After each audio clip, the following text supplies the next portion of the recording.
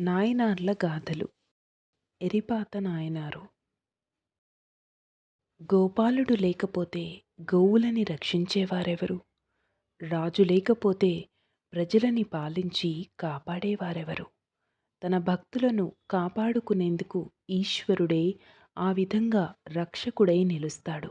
అటువంటి కార్యాన్ని ఈశ్వరుడి తరఫున తాను నిర్వర్తించాలని నడుం కట్టి సదా ఈశ్వర భక్తులని రక్షిస్తూ జీవనాన్ని గడిపినవారు ఎరిపాత నాయనారు. ఈయనకి కరువూరు లేదా కరువ్యూర్ అనిలై పశుపతినాథుని ఆలయానికి విడదీయరాని సంబంధముంది. ఈ పశుపతినాథుని అనిలయ్యప్పర్ అని కూడా పిలుస్తారు. ఇంతకీ అనిలై అంటే కామధేనువు అని అర్థం. ఈ ప్రదేశంలో కామధేనువు ఈశ్వరుణ్ణి ఆరాధించి ప్రసన్నం చేసుకున్న కారణంగా ఈ ప్రదేశానికి ఆ పేరొచ్చింది. పశుపతి అంటే జీవులకి పతి లేదా జీవులని పాలించేవాడు అని అర్థం. కోరిన కోరికలు తీర్చే కొంగు బంగారమే ఈ అనిలయ్యప్పర్. దివ్యమైన ఆ స్వామి కరుణా కటాక్షాలతో నిండిన ఎరిపాత నాయనారు కథని ఇక్కడ చెప్పుకుందాం. కరువూరులోని అంబరావతి రిపీట్ కరువూరుని అంబరావతి నది పావనం చేస్తూ ఉంటుంది. అక్కడ కొలువైన పశుపతినాథుడు స్వయంభువు, అమ్మవారు సౌందర్యనాయకి. ఇక్కడ బ్రహ్మదేవుడు శివుని అనుగ్రహం కోసం తపస్సు చేశాడు. ఈ ఆలయం పురాణ కాలం నాటిదిగా మనకి ఆధారాలు లభిస్తున్నాయి. దీనికి సంబంధించిన వృత్తాంతం మనకి స్కాంద పురాణంలో కనిపిస్తూ ఉంది. చోళరాజైన ముచికుందుడు కరువూరిని రాజధానిగా చేసుకుని రాజ్యాన్ని పరిపాలించేవాడు. తన కుమార్తె అయిన దేవసేనని స్కందునికిచ్చి వివాహం చేస్తూ ఇంద్రుడు ముచికుంద చోళుణ్ణి ఆహ్వానించినట్టు ఈ పురాణం చెబుతోంది.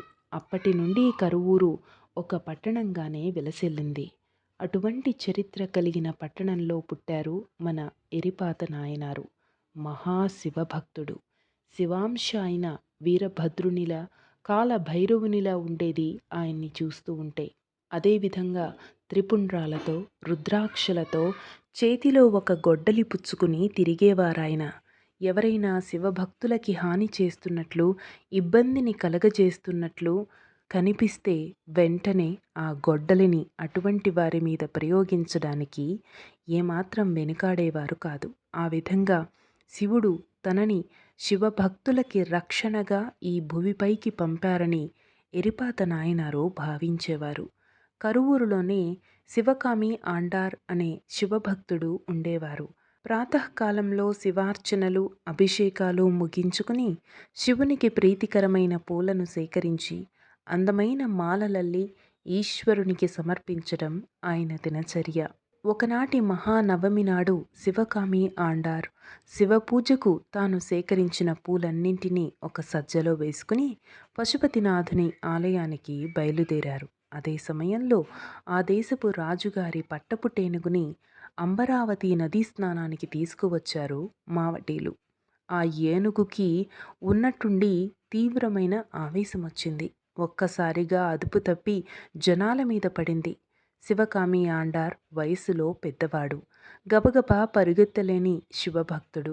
ఆ ఏనుగు ప్రతాపానికి దొరికిపోయారు. ఆ ఏనుగు శివ పూజ కోసం ఆండార్ సేకరించిన పూల సజ్జని లాగి నేలకేసి విసిరి కొట్టింది. అదే ఊపుతో ముందుకు పరిగెత్తింది. ఆ ఏనుగు తన జోలికి రానందుకు, తన మీద కాలేసి తొక్కనందుకు సంతోషించలేదు ఆండార్. శివ పూజకి తాను సేకరించిన పూలన్నీ నేలపాలు చేసేసిందన్న ఆవేదనతో, దానివల్ల శివాపరాధం జరిగిందన్న ఆక్రోశంతో శివా శివా అని కేకలు పెడుతూ పిచ్చివాడిలా ఆ ఏనుగు వెళ్ళిన వైపు పరుగెత్తే ప్రయత్నం చేశారు. 4 అడుగులు వేయగానే ఆయాసంతో కుప్పకూలి కింద పడ్డారు. అప్పుడే అటుగా వెళుతున్న ఎరిపాత నాయనారు శివకామి ఆండార్ శివా శివా అని ఆర్తిగా పెడుతున్న కేకలు విన్నారు. ఆయన దగ్గరికి వచ్చి జరిగిన విషయమంతా తెలుసుకున్నారు. ఆ ఏనుగు ఎటు వెళ్ళింది, అని అడిగారు. ఆండార్ చేతితో చూపిన వైపు సుడిగాలిలా పరిగెత్తుకుంటూ వెళ్ళారు. మదమెక్కిన ఆ పట్టపుటేనుగుని చూస్తూనే తన చేతిలో ఉన్న గొడ్డలితో ఒక్క వేటున నరికేశారు. పట్టపుటేనుగు మీద అఘాయిత్యానికి ఒడిగట్టాడని ఆయన మీదికి వచ్చారు మావటీలు. నిస్సంకోచంగా వాళ్ళని కూడా ఊచకోత కోసేశారు ఎరిపాత నాయనారు. ఎవరో పట్టపుటేనుగుని చంపేశారన్న వార్త తెలిసినటువంటి రాజుగారు హుటాహుటిన సంఘటనా స్థలానికి బయలుదేరారు. అక్కడ ఎరిపాత నాయనారు అపర వీరభద్రుడిలా ఇంకా ఆవేశంతో ఊగిపోతూనే ఉన్నారు. అయితే రాజుగారికి చనిపోయిన తన పట్టపుటేనుగు కనిపించింది. కానీ అక్కడ నిశ్చేష్ట్రమై ఉన్న జనం మధ్యలో ఎవరు దాన్ని అంతమొందించారో తెలియలేదు. దాంతో ఎవరీ ఘాతుకానికి ఒడిగట్టింది అని గర్జించాడు. వెంటనే ఎరిపాత నాయనారు, రాజా, నేనే ఈ పని చేశాను. అయితే జరిగింది శివద్రోహం సుమా అంటూ శివకామి ఆండార్ వృత్తాంతాన్నంతా వివరించారు. రాజుగారు అమితమైన శివభక్తుడు. జరిగింది శివద్రోహమని తెలుసుకుని చలించిపోయాడు. వెంటనే తన కత్తి దూశాడు. ఓ శివయోగి, ఇంతటి శివాపరాధం జరిగిందని నేను తెలుసుకోలేకపోయాను. ఇటువంటి వారిని పనిలో పెట్టుకున్నందుకు వీరికి యజమాని అయినటువంటి నేను కూడా శివాపరాధాన్ని చేసినట్టే లెక్క. అందువల్ల మీరు నన్ను కూడా సంహరించవలసిందే. మీ పవిత్రమైన ఆయుధమైన గొడ్డలికి ఈ కళంకాన్ని అంటనీయకండి. నా ఈ ఖడ్గంతో నా కంఠాన్ని తెగనరకండి అంటూ ఆ శివయోగి ముందు మోకాళ్లపై మోకరిల్లాడు. రాజుగారి మాటలు విన్న ఎరిపాత నాయనారు కోపం పొంగే పాలమీద నీళ్లు జల్లినట్టు చల్లారిపోయింది. వెంటనే ఇంతటి శివభక్తుని పట్ల నేను అనుచితంగా ప్రవర్తించింది అనే సందేహంలో పడిపోయారు. అంతటి శివభక్తుడు, ఉత్తముడు అయిన రాజుగారికి బాధని కలిగించి తానే తప్పు చేశానని భావించారు. రాజుగారు ఇచ్చినటువంటి ఖడ్గంతో తన కంఠాన్నే తెగనరుక్కోబోయారు. అప్పుడు రాజుగారు తన వల్ల మరో ఘాతుకం జరగబోతోందని ఎరిపాత నాయనారు చేతిని పట్టుకుని ఆయన ప్రాణం పోకుండా ఆపేశారు. అప్పుడు అశరీరవాణి పలుకు వినిపించింది. అశరీరవాణి అంటే సాక్షాత్తు ఆ ఈశ్వరుని వాక్కే కదా.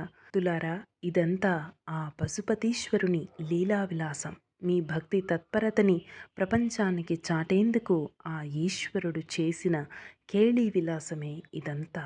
దీనికి మీరు చింతించవలసిన పని లేదు.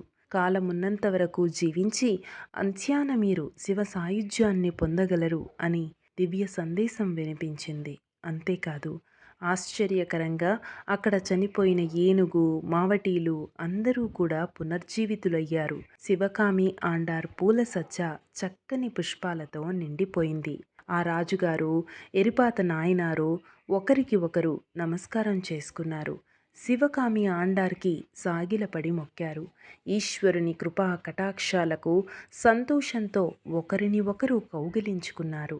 అందరూ కలిసి ఆ పశుపతీశ్వరుని ఆలయాన్ని చేరుకుని ఆ స్వామిని వేన్నోళ్లా కీర్తించారు. ఆ విధంగా జీవించినటువంటి ఎరిపాత నాయనారు ఆ పశుపతీశ్వరుణ్ణి, ఆయన భక్తులని నిత్యము సేవించుకుంటూ అంత్యాన ఆ అశరీరవాణి చెప్పినట్టు ఈశ్వరుణ్ణి చేరుకున్నారు. ఈ నాయనారు కథని చెప్పుకుని ఎవరైతే ఆ పశుపతినాథుని స్మరిస్తారో వారికి జీవితంలో భయం అనేది దరిచేరదు. ఈశ్వరుని రక్ష లభిస్తుంది. ఆ విధంగా ఆ పశుపతినాథుడు అనుగ్రహించాలని కోరుకుంటూ సర్వం శ్రీ గురు దక్షిణామూర్తి దివ్య చరణారవిందార్పణమస్తు. శుభం.